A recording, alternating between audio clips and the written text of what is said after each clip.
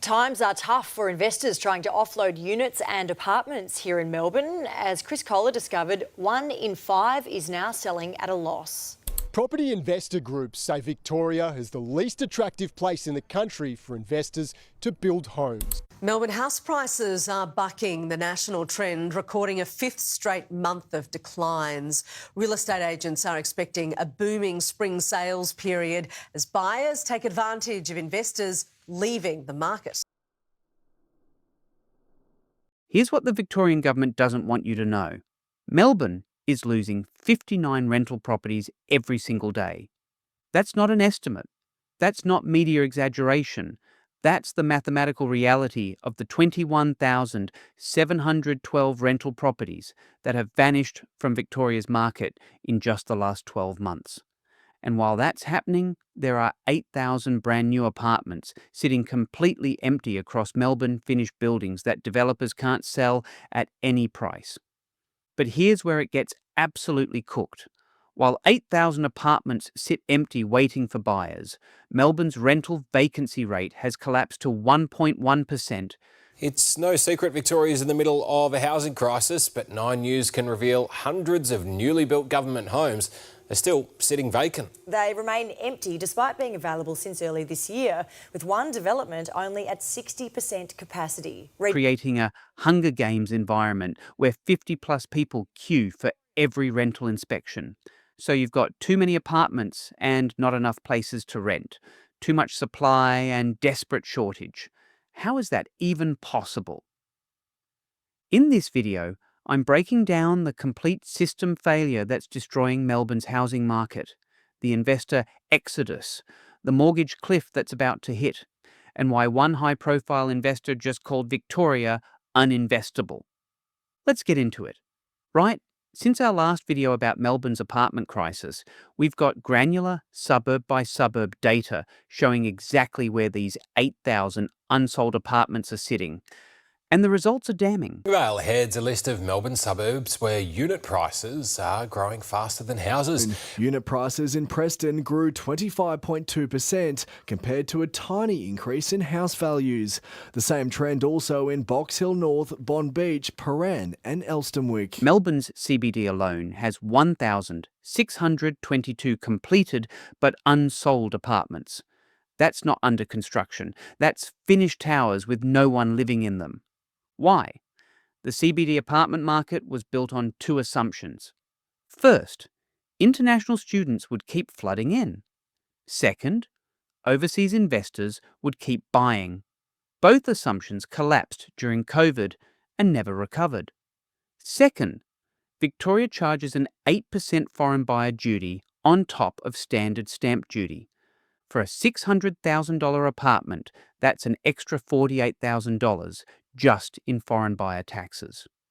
And all this means buying a smaller property may not actually be that much cheaper. Here in Springvale, the average unit now costs $600,000 compared to $830,000 for a house. Overseas investors looked at that calculation and went to Queensland or New South Wales instead.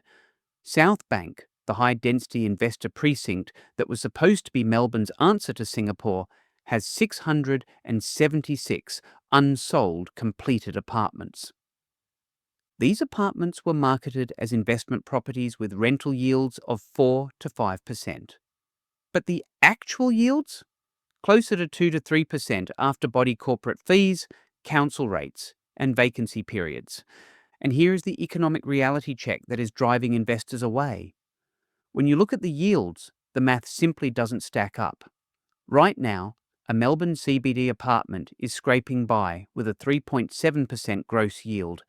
Compare that to Perth, where investors are seeing a healthy 4.6%, or Brisbane sitting strong at 4.3%.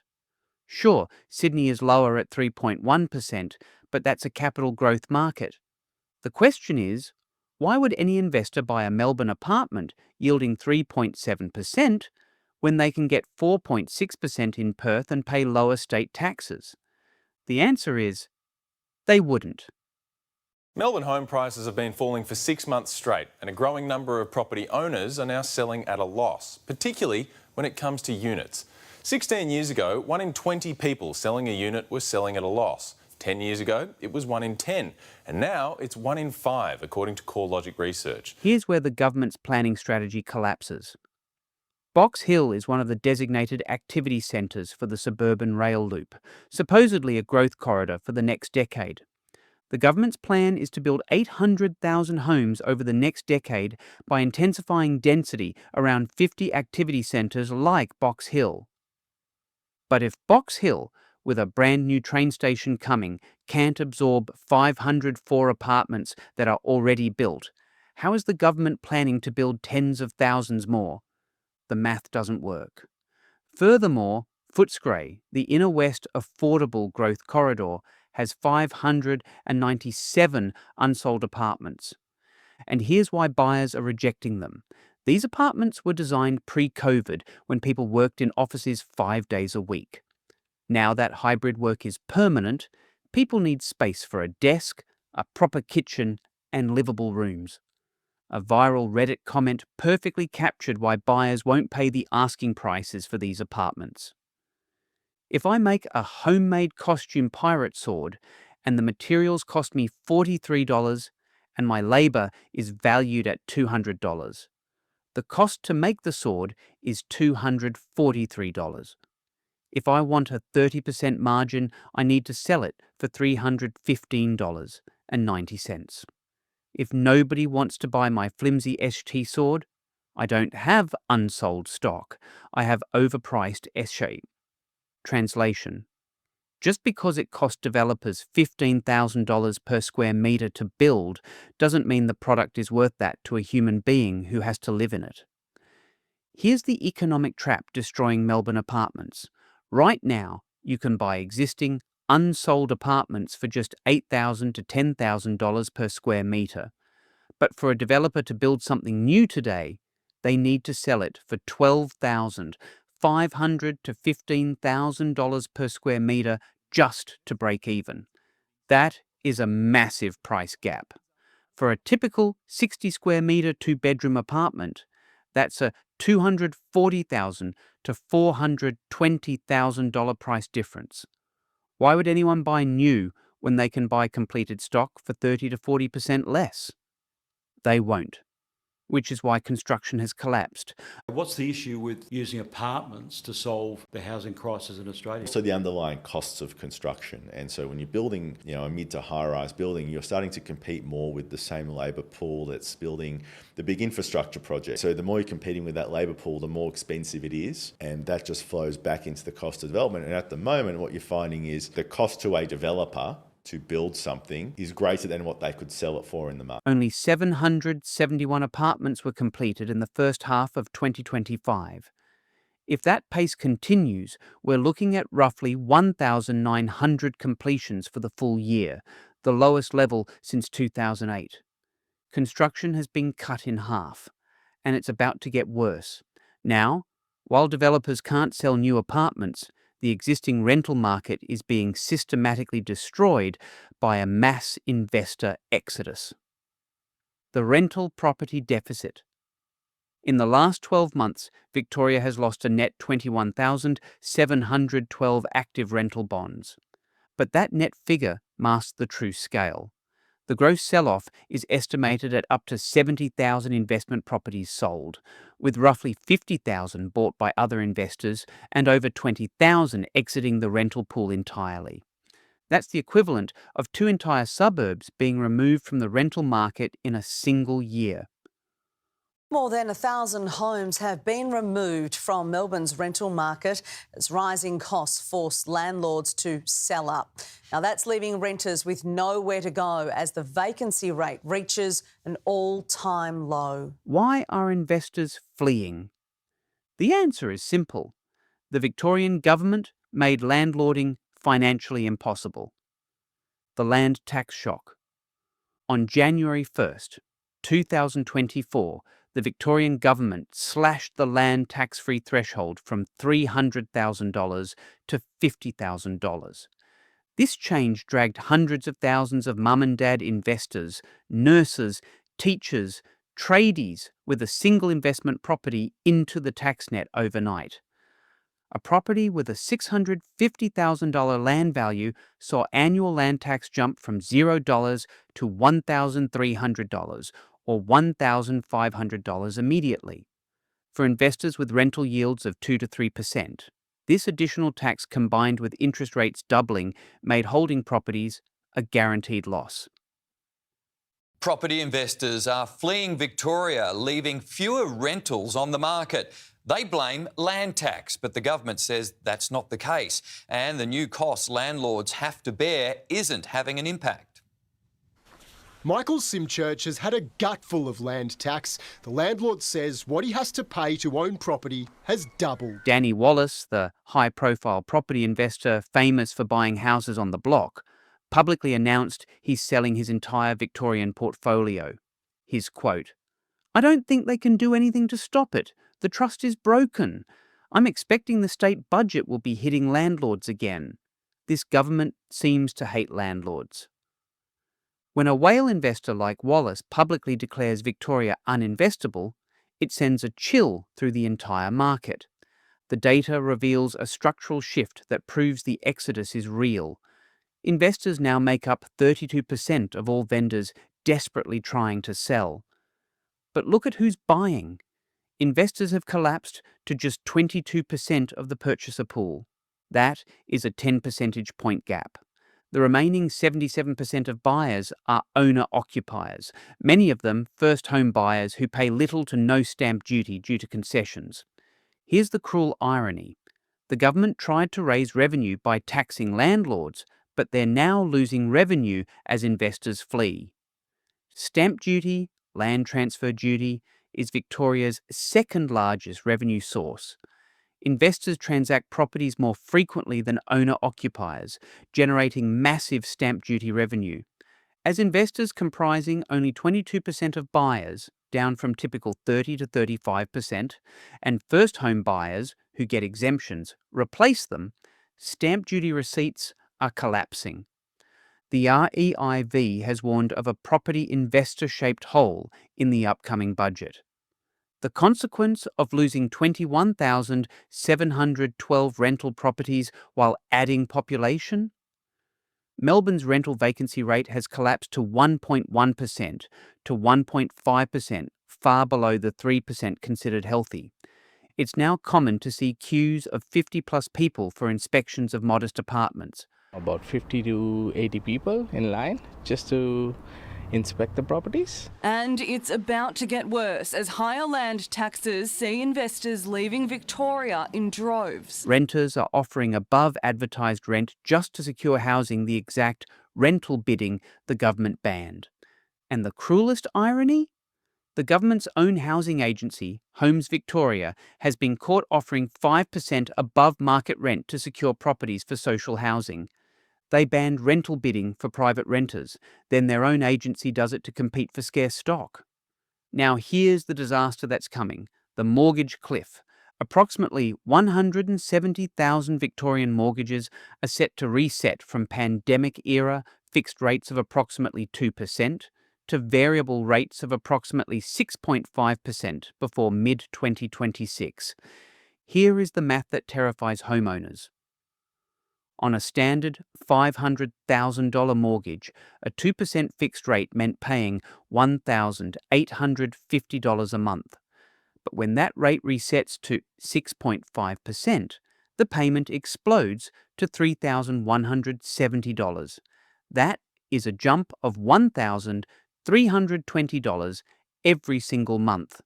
In real terms, families now need to find an extra $15,840 per year just to keep the exact same roof over their heads. Mortgage arrears in Melbourne have already surged 40% in the last 12 months, and this is before the bulk of fixed-rate loans reset. When those 170,000 loans hit variable rates, forced sales are going to surge. Remember apartment owners who bought in 2021 to 2022 at peak prices? Many are now in negative equity. They owe more than their property is worth. Let's take a buyer who purchased at the peak in 2021 for $550,000. Today, that same apartment is valued between $495,000 and $520,000. With a loan balance of $495,000, their equity has effectively vanished. They are now trapped holding a property worth less than they paid, unable to sell without destroying their deposit. When these loans reset and repayments jump $1,300 per month, these owners face a choice. Find the extra money, impossible for many. Sell at a loss. Default. Bank takes the property. Compounding the crisis, over 2,400 construction firms have entered administration nationwide in the last 12 months, with Victoria heavily overrepresented in the wreckage. Builder margins have collapsed from 8% to a razor-thin 5.6%, causing new construction starts to crash by 18%. Developers can't build profitably because costs are too high relative to what buyers will pay. So, construction stops, which guarantees the housing crisis worsens in 2026 and 2027 when there's zero new supply. While Melbourne collapses, the rest of the country is booming. Forecasts for 2026 show Perth surging by 16% and Brisbane by 15%, while Melbourne is praying for a best-case scenario of just 4% to 7%. Now, the question is, why this massive difference? It all comes down to policy. Queensland doesn't tax investors until they own $600,000 of land, and Western Australia gives you a $300,000 buffer. But in Victoria, the taxman comes knocking at just $50,000, the lowest threshold in the entire country. Capital flows to the path of least resistance.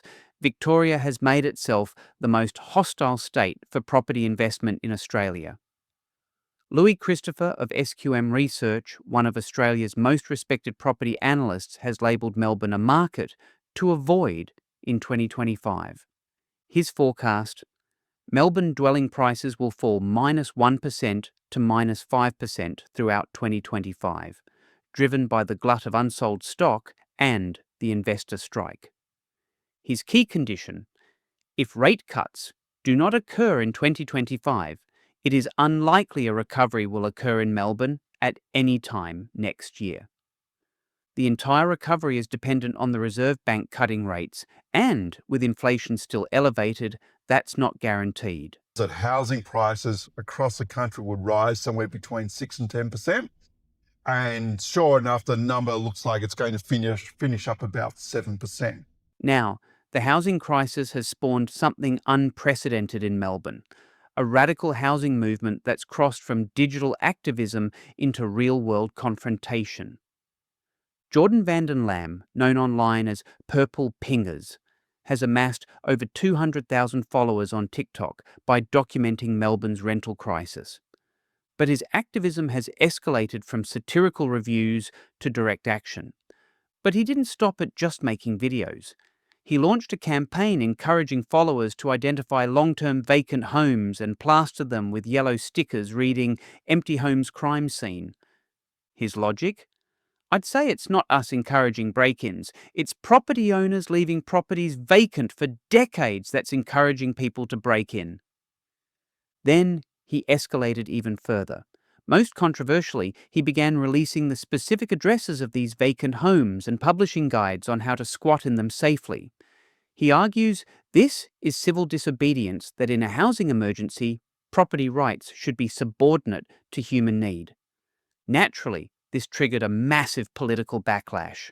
Prime Minister Anthony Albanese called Vanden Lam a disgrace and his actions reprehensible. Vanden Lam responded he is now running for the Senate with the Victorian Socialists. His platform: massive public housing investment, end tax breaks for investors, and rent controls. This represents the political weaponisation of the housing crisis, a direct challenge to the Labor/Liberal consensus on property.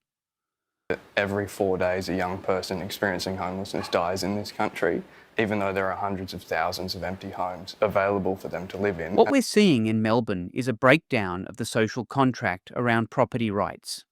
On one side, property owners, developers, landlords, investors who say they're being scapegoated for a government-created crisis. On the other side, renters and homeless activists who say property is a human right, not an investment vehicle.